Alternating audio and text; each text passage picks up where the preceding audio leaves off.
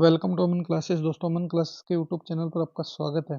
दोस्तों, हम बात करेंगे रीजनिंग के एक और मोस्ट इम्पोर्टेंट क्वेश्चनों की सीरीज में, जिसमें हमने बहुत सारे पार्ट्स कंप्लीट कर लिए थे। तो चलिए स्टार्ट करते हैं अपनी रीजनिंग के एक और मोस्ट इम्पोर्टेंट क्लास को। इससे पहले जितने भी साथी चैनल पर नए हैं वो चैनल को ज़्यादा से ज़्यादा लाइक शेयर सब्सक्राइब कर देना और बेल आइकन को प्रेस कर लेना, जिससे कि आपको रोज इनका नोटिफिकेशन मिलता रहे। तो देखिए, आज का अपना पहला क्वेश्चन देखिए दोस्तों। आप किसी भी एग्जाम की अगर तैयारी कर रहे हो तो आप इन क्लासों को कभी मिस मत करना, क्योंकि हम वही क्लासें करवा रहे हैं जो क्लासें पिछले एग्जाम में जो क्वेश्चन आ चुके हैं। तो देखिए, आज का अपना पहला क्वेश्चन देखिए।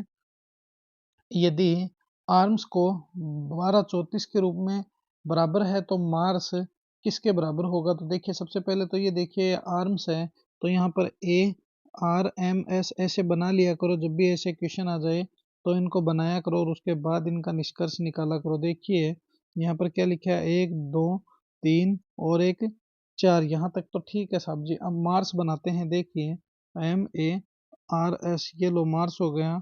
अब इस मार्स को कैसे लिखेंगे? देखिए यहाँ पर m का कितना है, 3 है, तो ये लो 3 लिख दिया। a का कितना है, 1 है, तो ये लो 1 लिख दिया। और r का कितना है, 2 है, तो ये लो 2 लिख दिया। और s का कितना है, 4 है, तो ये देखिए 31 24 आ गया। 31 24 अपना कहाँ है?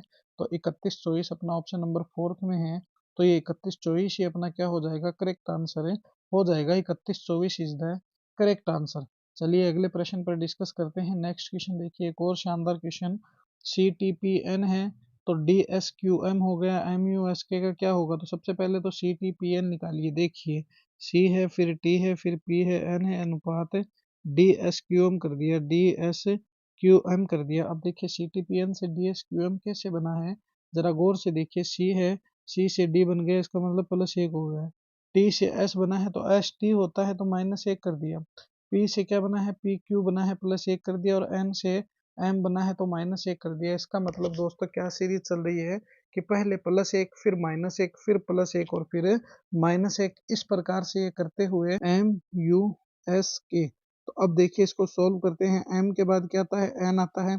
U है, U से पहले क्या आता है, तो देखिए TU, तो T आ गया। और उसके बाद देखिए ये S है, S में +1 करेंगे, हमने -1 किया। S के बाद फिर से T आ गया। और फिर K है, K में क्या करेंगे दोस्तों, तो S में +1 किया, K में -1 करेंगे, तो JK। तो क्या आ गया, JK आ गया। क्या आ गया, JK आ गया। तो NTTJ ही अपना क्या है, करेक्ट आंसर है, हो जाएगा। और ये सब क्या है दोस्तों, कैंसिल हो जाएंगे। कैसे निकला, तो देखिए M में +1 किया, N आया। U में -1 किया, T आया। S में +1 किया, FPQRS, T आया। और JK में -1 किया तो J आया, तो JK हो गया। तो NTTJ कहाँ पर है दोस्तों, NTTJ ऑप्शन नंबर बी में है, इसीलिए ऑप्शन नंबर बी जो होगा वो अपना क्या होगा, करेक्ट आंसर है, हो जाएगा। चलिए नेक्स्ट क्वेश्चन देखिए, एक और शानदार क्वेश्चन पर डिस्कस करते हैं। 361 है, फिर क्वेश्चन मार्क है, फिर 169 है, फिर 121 है, और फिर 49 है, और फिर 25 है। तो ये क्या है दोस्तों, देखिए मैं आपको बताता हूँ। ये 361 लिख दो, फिर क्वेश्चन मार्क आ गया, फिर 169 आ गया, फिर क्या आ गया, 121 आ गया, फिर 49 आ गया, और फिर 25 आ गया। तो ये क्या है, ये किसी न किसी संख्या का तो दोस्तों स्क्वायर ही बनेगा। देखिए 361 है, ये किसका स्क्वायर है, तो ये 19 का स्क्वायर है। ये 13 का 169 13 का स्क्वायर है। ये लीजिए, ये 11 का स्क्वायर है। ये किसका स्क्वायर है, ये 7 का स्क्वायर, और ये 5 का स्क्वायर है। इसका मतलब दोस्तों समझ गए होंगे, अभाज्य संख्या का स्क्वायर कर रहा है। किसका, अभाज्य संख्या का स्क्वायर है। तो अब हम क्या करेंगे, क्वेश्चन मार्क इसके स्थान पर क्या आ जाएगा, तो इस क्वेश्चन मार्क के स्थान पर हमारे 13 और 19 है। 19 के बीच में, 13 और 19 के बीच में जो है भाज्य संख्या पड़ती है, वो पड़ती है 17। तो हम कर देंगे 17 का स्क्वायर। 17 का स्क्वायर कितना होता है, 289 होता है। 289 17 का स्क्वायर होता है। तो ये 289 जो होगा वो अपना क्या होगा, करेक्ट आंसर है, हो जाएगा। तो 289 इज द करेक्ट आंसर। तो ये लो सर, हमारा क्या है, 17 का स्क्वायर कर रहा है, तो हम भी 17 का स्क्वायर कर देंगे।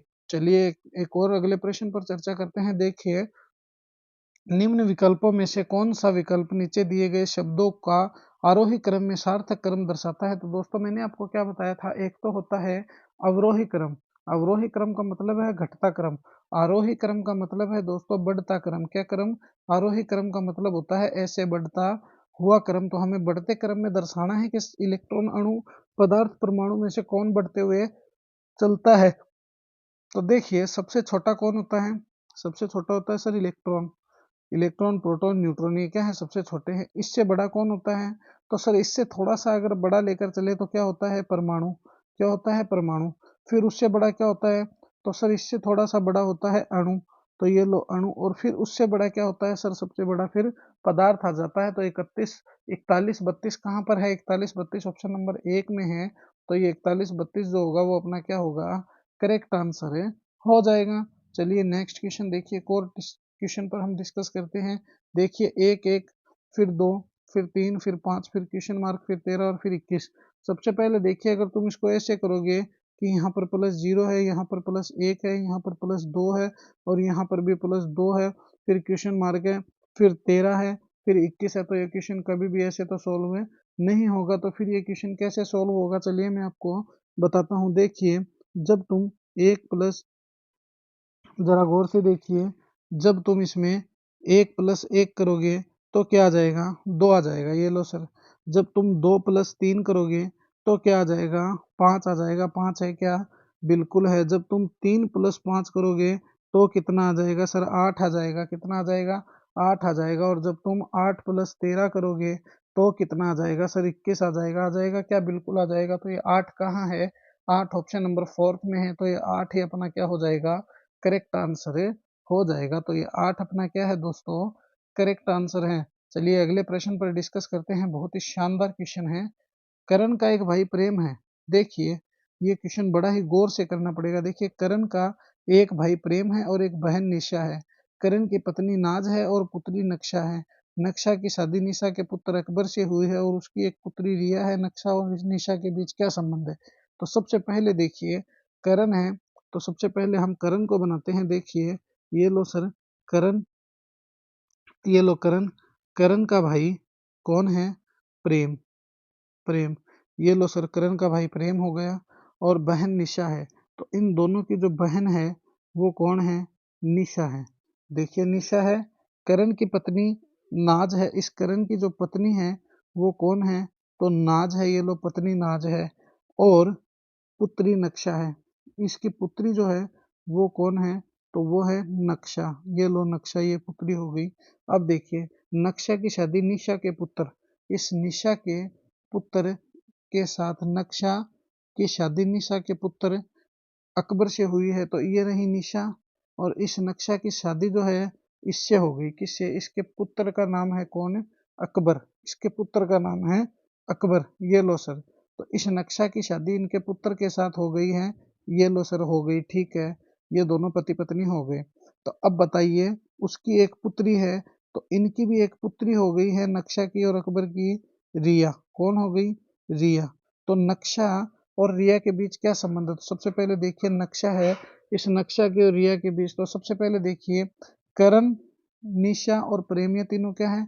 भाई बहन है। इनकी पत्नी कौन है? करण की नाज है। इसका मतलब इनके तो भाई की बहू हो गई और निशा की क्या हो गई? भाभी जी हो गई। और इस करण की जो पुत्री है वो है नक्शा। ये लो सर नक्शा हो गई। इस नक्शा की शादी जो निशा के पुत्र है, मतलब दोस्तों करण के भांजे अकबर के साथ नक्शा की शादी हो गई। ठीक है, और इनकी एक पुत्री हो गई। कौन है? रिया। तो देखिए इस भांजे को एक पुत्री हो गई रिया। तो अब ये बोल रहे नक्शा और निशा के बीच क्या संबंध है? नक्शा और निशा के बीच, तो नक्शा इनकी बहन है और नक्शा इनकी भांजी है। क्या है? भांजी है। तो ये क्या हो गई दोस्तों? तो देखिए करण, भाई प्रेम और निशा, ये तो तीनों क्या है? भाई बहन है। इनकी जो मैडम है वो है नाज। तो ये लीजिए सर, ये क्या हो गई? ननद भाभी हो गई। क्या हो गई? ननद भाभी हो गई। इनकी पुत्री, इसका मतलब दोस्तों भतीजी या बुआ हो गई। क्या हो गई? भतीजी या बुआ हो गई। तो option number 2 is the correct answer. तो भतीजी और बुआ क्या होगा? अपना करेक्ट आंसर हो जाएगा। चलिए नेक्स्ट क्वेश्चन पर चर्चा करते हैं। लक्ष्मी मेरे घर से 10 किलोमीटर पश्चिम की ओर गई, तब बाएं मुड़कर 20 किलोमीटर चली। फिर वह पूर्व में मुड़ी और 25 किलोमीटर चली, अंत में बाएं मुड़कर 20 किलोमीटर चली। वह मेरे घर से कितनी दूर थी? तो देखिए सबसे पहले तो आपको ऐसे क्वेश्चन आ जाए तो उत्तर का ज्ञान होना चाहिए। उत्तर दक्षिण, ये पूर्व और ये पश्चिम है। अब इसको सोल्व करेंगे। देखिए मेरे घर से 10 किलोमीटर पश्चिम की ओर गई, तो पश्चिम की साइड पश्चिम सर ये रही लक्ष्मी और यहाँ से गई पश्चिम की तरफ 10 किलोमीटर। फिर देखिए बाएं मुड़ी, तो देखिए दाएं और बाएं का ध्यान होना बहुत जरूरी है। तो दाएं और बाएं कैसे होगा, तो देखिए मैं इस साइड खड़ा हूँ, ऊपर है दाएं, नीचे है बाएं, तो ये नीचे मुड़ गई, ये लो सर 20 किलोमीटर चली।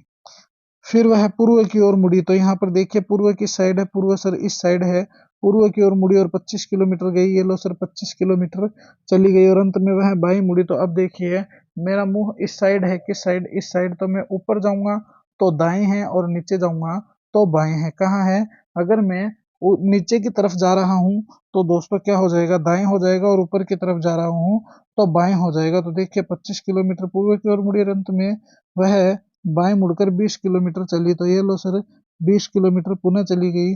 तो वह मेरे घर से कितनी दूर है, तो सबसे पहले देखिए वह कहाँ से शुरू की थी उसने जर्नी, यहाँ से शुरू की थी। कहाँ से, तो सर यहाँ से उसने जर्नी शुरू की थी। फिर देखिए उनका घर तो यहाँ है, अब देखिए यहाँ से यह कितने किलोमीटर है, तो ये देखिए यहाँ से तो यह 10 किलोमीटर ही चली है।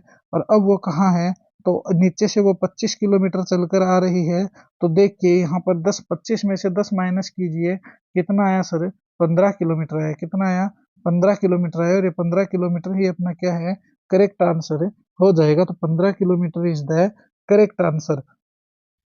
देखिए एक और क्वेश्चन पर चर्चा करते हैं। नेक्स्ट क्वेश्चन देखिए, दिए गए कथनों के संबंध में कौन सा निष्कर्ष सही है। सभी वर्ग जो है वो आयत है, क्या है, ये जो वर्ग है सभी, ये वर्ग क्या है, सभी वर्ग आयत है। ये लो सर आयत हो गया। सभी आयत बहुभुज है, और ये जो सभी आयत है ये क्या है, तो ये लो सर बहुभुज हो गया। ठीक है, अब ये निष्कर्ष क्या दे रहा है, वर्ग बहुभुज नहीं है। तो देखिए वर्ग जो है बहुभुज है, तो बिल्कुल है, वर्ग बहुभुज है नहीं है। अभी देखिए इसको सॉल्व करते हैं। देखिए देखिए वर्ग जो है बहुभुज नहीं है, बिल्कुल वर्ग बहुभुज के अंदर ही आ रहे हैं, इसलिए ये तो गलत है। वर्ग बहुभुज है, तो देखिए वर्ग जो है वो बहुभुज भी नहीं है, क्योंकि बहुभुज वर्ग है, वर्ग बहुभुज नहीं है। वर्ग आयत और बहुभुज है, तो ये देखिए वर्ग आयत भी है और बहुभुज भी है, तो ये तो सही हो सकता है, वर्ग आयत नहीं है, ये भी गलत है। तो ऑप्शन नंबर इसके अकॉर्डिंग जो थर्ड होगा वो क्या होगा, अपना करेक्ट आंसर है, हो जाएगा। तो ये थी दोस्तों आज की अपनी रीजनिंग के मोस्ट इंपॉर्टेंट क्लास। कैसी लगी है क्लास मुझे कमेंट में जरूर बताना, और अपने अमन क्लासेस के यूट्यूब चैनल को ज़्यादा से ज़्यादा लाइक शेयर सब्सक्राइब कर देना, और बेल आइकन को प्रेस कर लेना, जिससे कि आपको रोज इनका नोटिफिकेशन मिलता रहे। तो मिलेंगे इसी जोश और जुनून के साथ हम एक और नए वीडियो में। जय हिंद, जय भारत। प्यारे दोस्तों वीडियो को दबा के शेयर कर देना।